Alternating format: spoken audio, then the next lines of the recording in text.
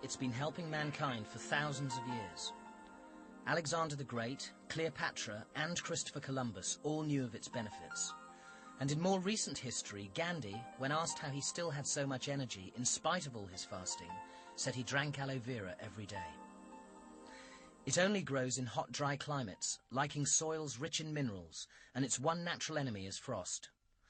There are over 300 different types of aloe vera, but only 5 of them are known to be useful to mankind. Of those 5, the most potent is Aloe barbadensis Miller. It's been around for thousands of years, and it's probably been helping mankind for 4,000 years. I'd seen it in the textbooks before, but I didn't realise it was actually on the coat of arms of the Royal College of Veterinary Surgeons, actually a picture of the Aloe barbadensis Miller plant. And what was very interesting was that they actually used it internally and topically. Because really, these days, the actual internal use, everybody seems to think it's a new thing, when in fact it's been going for hundreds of years, using it internally. It looks like a cactus, but it's actually a succulent. It's a member of the lily family. Under the rind of the leaf, you've got a sap system. Underneath that layer of sap is what we call a mucilage layer, or a slimy layer. And in it is a very important sugar, a long-chain sugar, which we know affects our immune systems. And right in the middle is the inner core, or gel, which is the water storage organ of the plant, but where it also keeps its vitamins and minerals. There are at least 75 vitamins, minerals. There are saponins, which are soapy substances. There are enzymes which help your digestion or are anti-inflammatory. There are 2 different groups of enzymes. You've got antimicrobial agents that will kill not only bacteria but yeasts and fungi and viruses.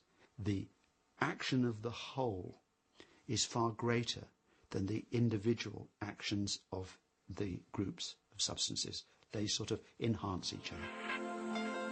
To guarantee that the benefits reach you in their purest form, Forever Living Products, the world's largest growers of this remarkable plant, produce only the Rolls-Royce of aloe vera. Our plants are organically grown to start with. We don't use herbicides or pesticides.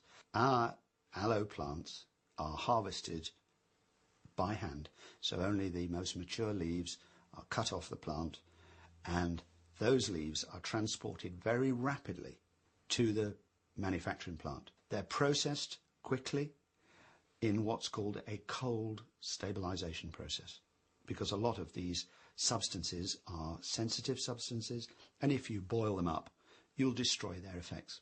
We have to add some stabilizers, but they're all from natural sources, and then obviously we put it in the bottle.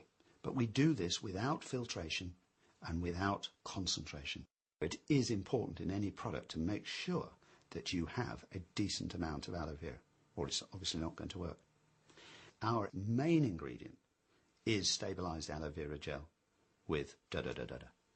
You go into some shops and it's da-da-da-da-da with aloe vera, but a tiny amount. In fact, such a small amount as to make me cast doubt on its efficacy. After 2 years of research at Oxford University into the properties and uses of aloe, Dr. Peter Atherton is one of the world's acknowledged experts. The areas in which it works, I believe, are fundamentally only 2. One is what we call epithelial tissue, anatomically, which, for most people, it's best to think of it as surfaces and membranes. So your biggest epithelium is your skin. But of course, as the skin goes into the mouth, it changes and becomes a mucous membrane, which lines the sinuses, the back of your nose, the throat, then goes down the gullet, lines the stomach and the small bowel, the large bowel, comes out and becomes skin again. It lines the genital tract and it lines the lungs, the bronchi. So if you could think of aloe vera working wherever there is damage to surfaces and membranes. And the second area, due to this long-chain polysaccharide sugar, which was in that slimy bit in the leaf, is it works on the immune system as what we call an immunomodulator, which means it's a balancer.